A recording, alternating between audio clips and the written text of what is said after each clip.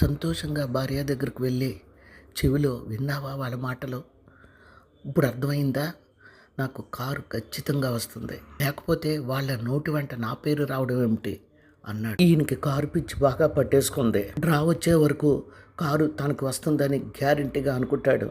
తర్వాత పరిస్థితి ఏమిటి, కొంపతీసి పిచ్చోడు కాడు కదా. కిచెన్లో పడింది. షాపింగ్ పూర్తి చేయడం అయ్యింది. బిల్లు ఇచ్చే చోట లక్కీ డ్రా నెంబరు చాలా మంచిది వచ్చింది, మీకు ఇష్టమైన నెంబర్ ఏమిటండి అన్నాడు. నెంబర్ 9 నా లక్కీ నెంబర్ అన్నాడు ఆనందరావు. చూసారా విచిత్రం, మీ లక్కీ నెంబరు డ్రాది కూడా 9.